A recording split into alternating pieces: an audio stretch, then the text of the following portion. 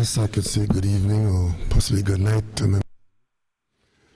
Seems like I was here recently informing you that I was leading a delegation on a very extensive trip, or a series of trips, that is. So let me just give you a quick rundown on what we have done since the 2nd of May. As I said at the time, what we did, we combined 3 or 4 trips into one. Fortunately for us, the dates were such that we were able to compress everything into one trip, which started on the 2nd of May in Washington. And we had a reception on the 3rd of May where we met with the Secretary of State, John Kerry, in the United States, who opened the Caribbean, Central America, United States Energy and Security Summit. That reception allowed us to interact with our counterparts from the region first, and the following day, on the 4th, we opened the full plenary session with Vice President Joe Biden and Energy Secretary Moniz.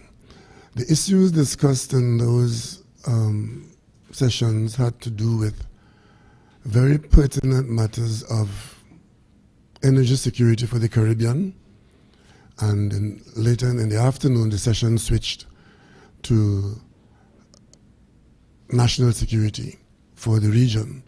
There were 2 sessions, so when the Central Americans were in for energy, we were in for national security, and vice versa. But we had the opportunity of interacting directly with the U.S. leadership in the form of Vice President Biden and Energy Secretary Moniz.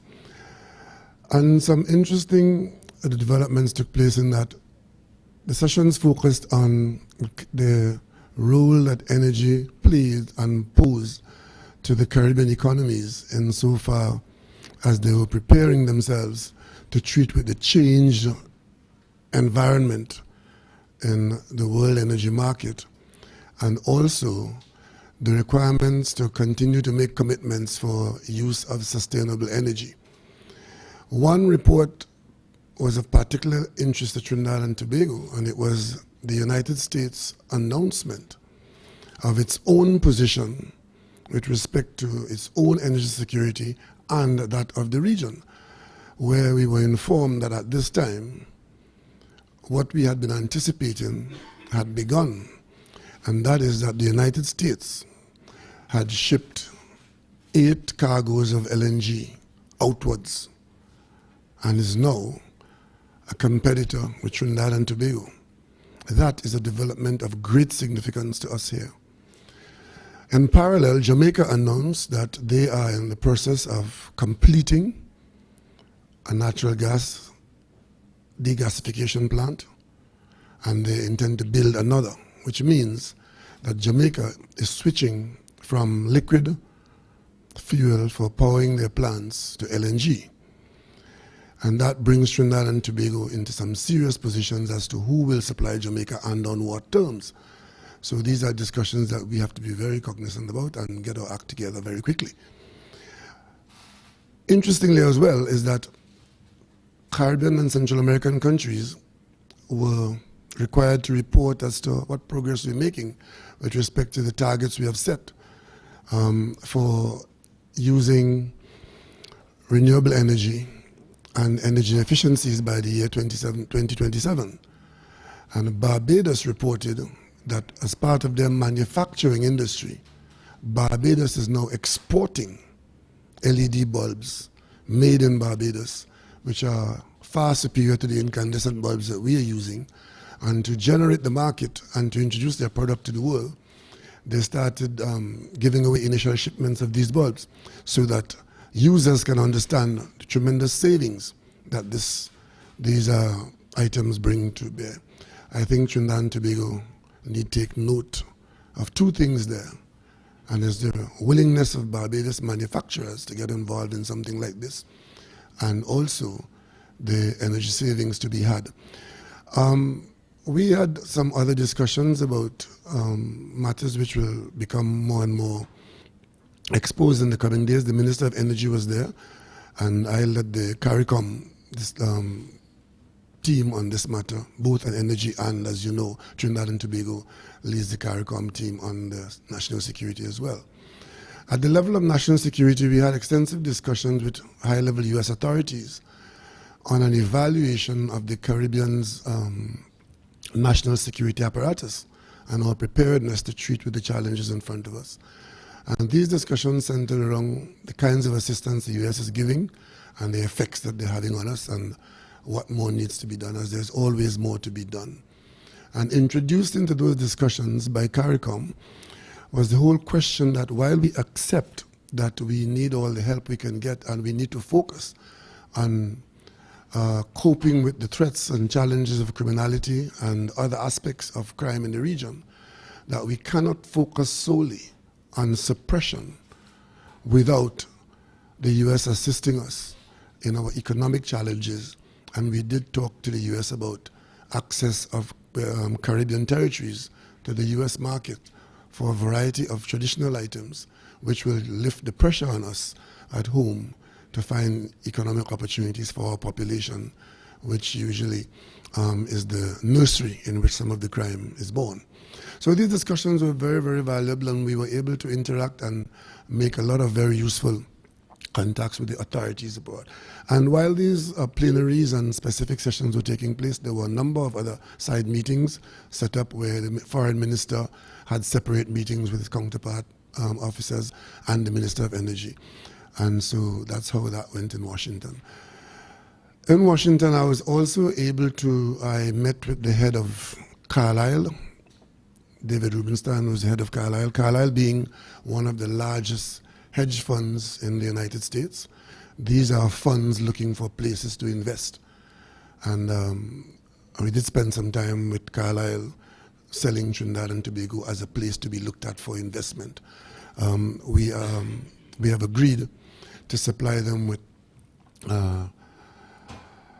material about Trinidad and Tobago and what we see as areas for consideration, and they have agreed to have the technical team look at Trinidad and Tobago as an area of potential investment. I also met with the president of Howard University, and we continued our discussions with respect to what role Howard University can play with respect to assisting us largely in the areas of education and health. Then we moved on to New York, and in New York, we spent one day in New York. I had the opportunity to address the inaugural convocation of students and an award ceremony in New York, and had some extensive discussions with the president and provost and other senior officials of Medgar Evers University, which is one of the premier colleges of the City University of New York, which has a very large Trinidad and Tobago population. We are told that 25% of the student body, of about 7,000 students, Trinidad and Tobago citizens. And at the turnout, we did see the proof of that. We discussed an initiative which is underway, where Medgar Evers University is opening what they consider to be an education pipeline to the Caribbean. Because our communities are so similar, Brooklyn and the Caribbean, that they've set up and they're asking us to expand our interests in collaboration from the level of faculty interchange, curriculum, and student interchange and designs and so on, allowing that university to assist us in areas where they have strengths and allowing our faculties and students from here to participate in their programs. This holds out tremendous opportunities for us, and we have agreed to, already UTT is onto that program, and we have agreed to ask UWI to look at it and to see whether we can maximize our benefits from such a far-reaching program.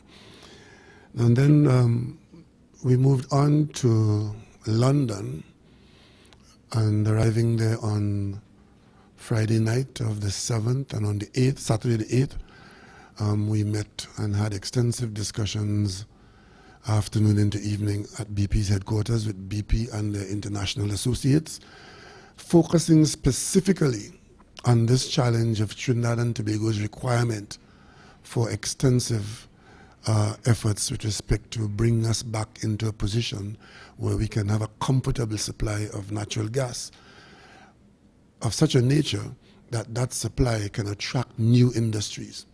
As you know, the investments in natural gas, the downstream investments, require a certain amount of proven and probable reserves. The proven reserves required to be such that when one puts a plant down, you need to know that gas is available for a certain length of time. We are now looking at a horizon at present consumption of about 10 or 12 years. And that would hardly attract new industries, given the fact that our consumption rate will very quickly use up what we have. So we are also at this time exploring new horizons in the deep water, and hopefully we will find some additional gas which will give us a longer period of time given our rate of consumption. So we want to move our horizon for depletion from 12 years to probably 20 years or 25 or 30 years. But that requires us knowing what gas fields we are looking at. And this discussion with BP and its associates had us looking at all the possibilities available to Trinidad and Tobago.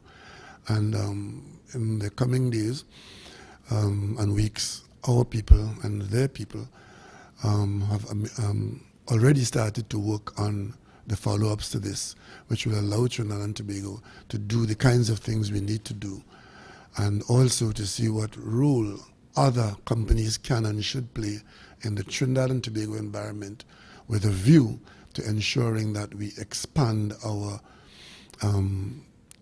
availability of natural gas to support existing industries that we have now, as well as to see whether we can have additional industries based on oil and gas. Notwithstanding the fact that we are concerned about our reliance on oil and gas, but any attempt that we make to diversify our economy will also require us to continue maximizing our efforts in oil and gas, because it is more than likely that any diversification that we get into will have to be predicated on inflows and inputs from the oil and gas sector. So when you hear us talking about oil and gas still as a priority in Trinidad and Tobago, it's a requirement for whatever else we do, because we just have to rely on the inflows from there to go forward. And we're very pleased that BP had been able to accommodate us in these kinds of discussions and the kind of commitments made. The meeting at their end was attended by the very senior people in BP, including the head of BP Trinidad and Tobago Limited and BP International and all their senior staff, and some of their international associates who are of great interest to us.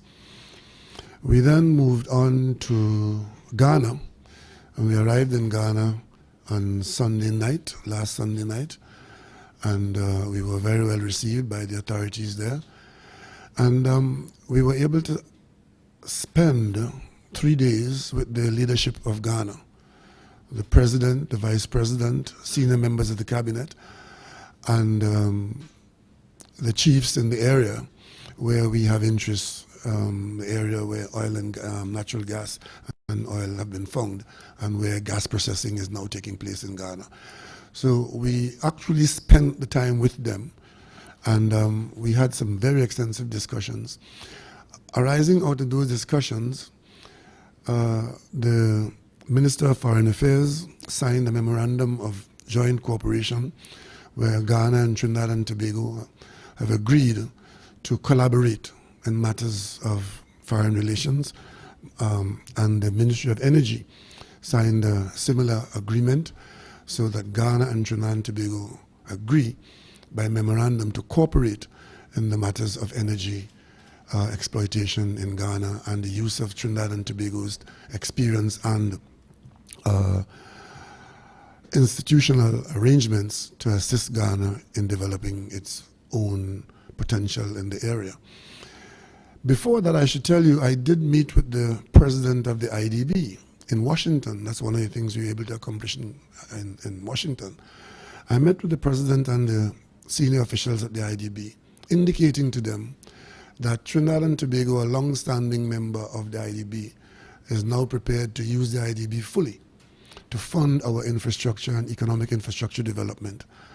I'm very pleased to announce that we were very well received, and the President, Luis Moreno, has committed to funding in Trinidad and Tobago some specific projects which we want listed as our developmental priorities.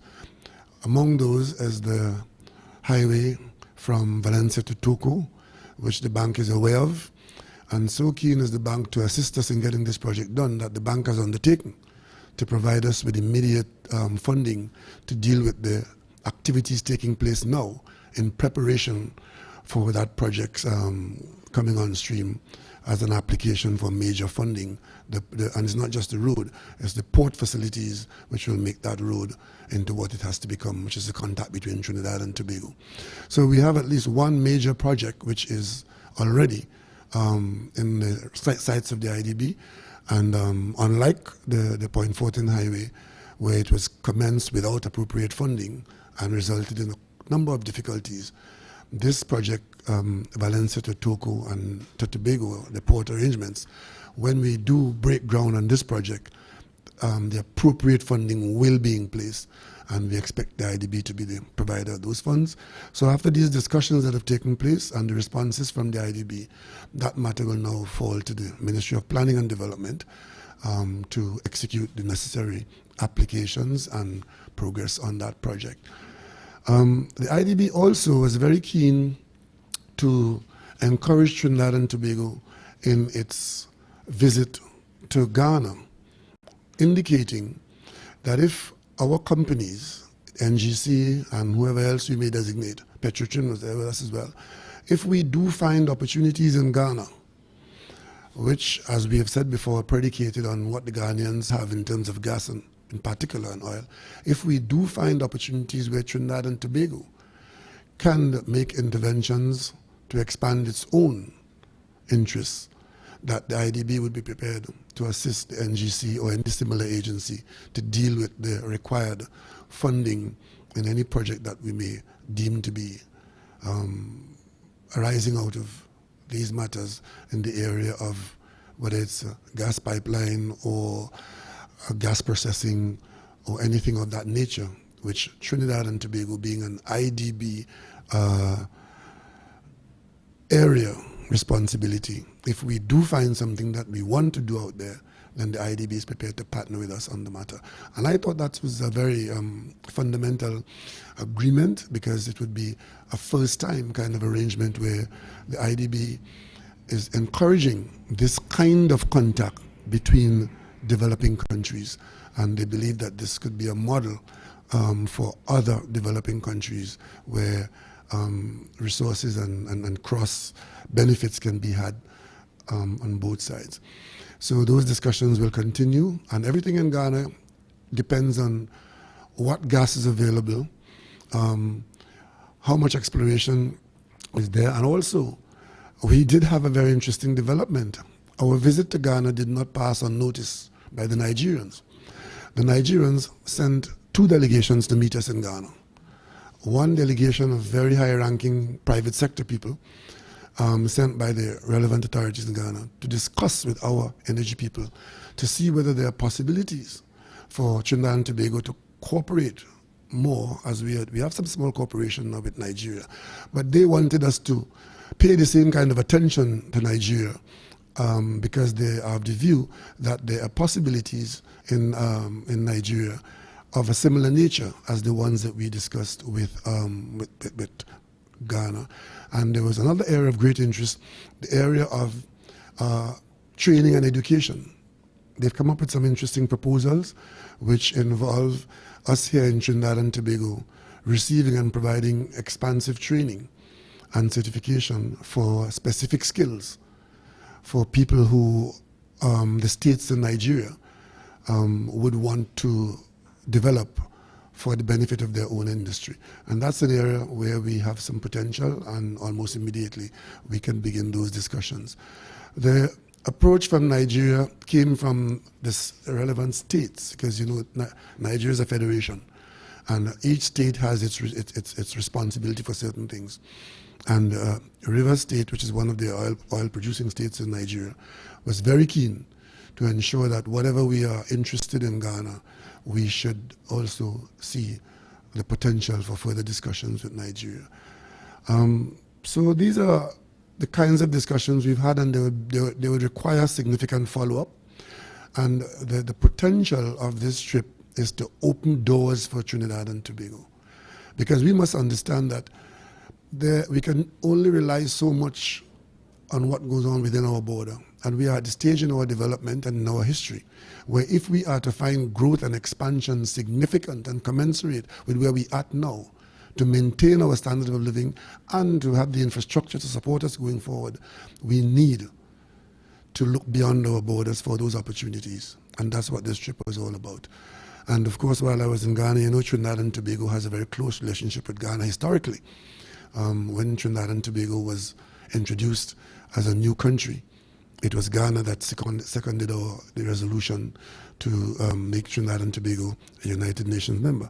And we also had the cooperation, intellectual and otherwise, with Dr. Williams and Dr. Nkrumah. And the Ghanaians were very excited to ensure that we'd never forgot that. So they took us to all the relevant places. We went to the George Padmore Library. You know, George Padmore was a citizen of Trinidad and Tobago who had made such an international name for himself in the post-colonial liberation movement that when he died in Ghana, there's a library in Ghana dedicated to his works and his memory. And I was invited to visit that library and to plant a tree. And we visited Dr. Nkrumah's mausoleum and took part in celebration and recognition of that landmark.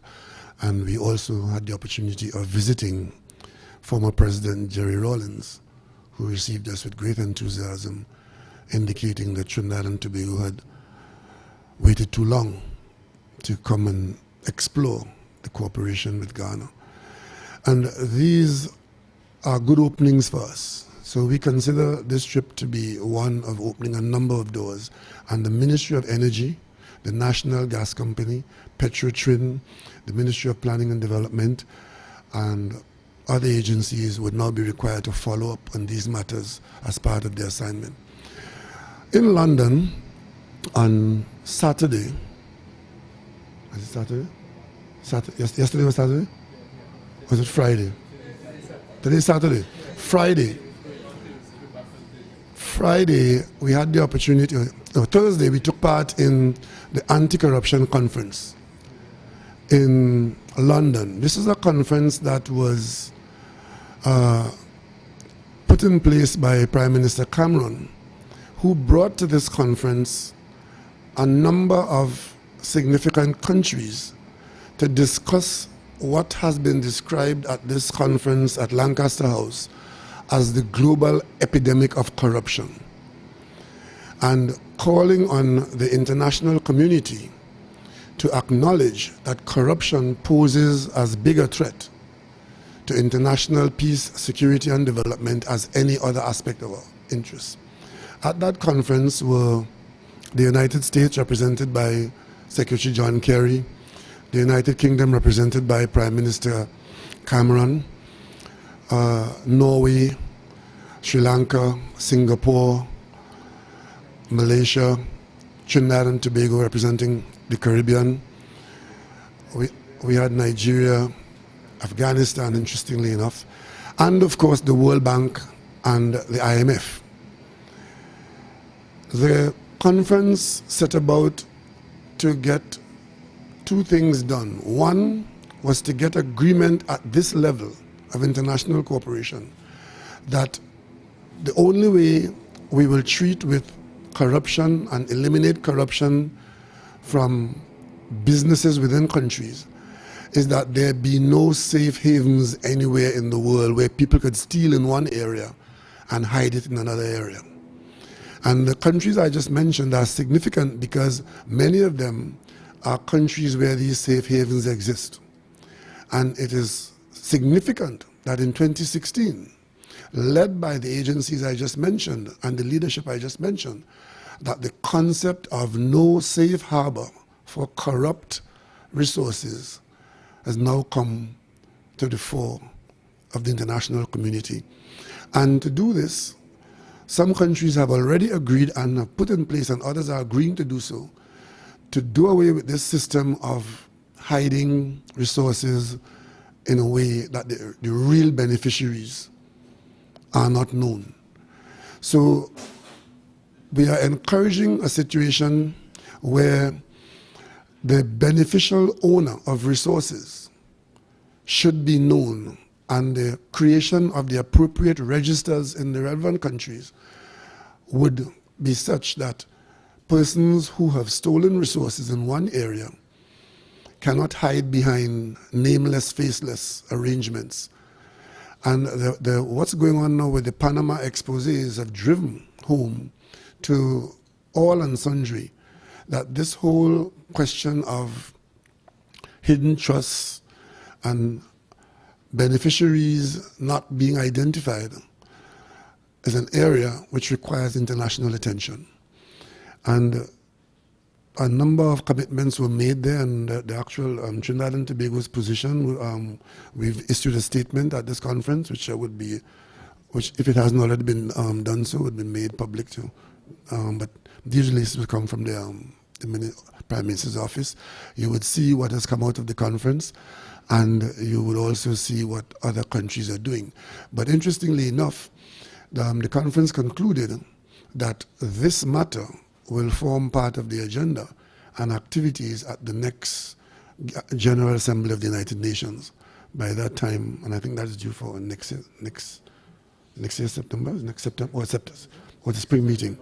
So it is meant to be taken forward as one of the initiatives at the very highest level, because we in Trinidad and Tobago know, and other countries know it too, that we cannot accept corruption as a way of life, because corruption deprives the community, national community, of the use of resources for the wider national good, and there are a whole series of negatives associated with that.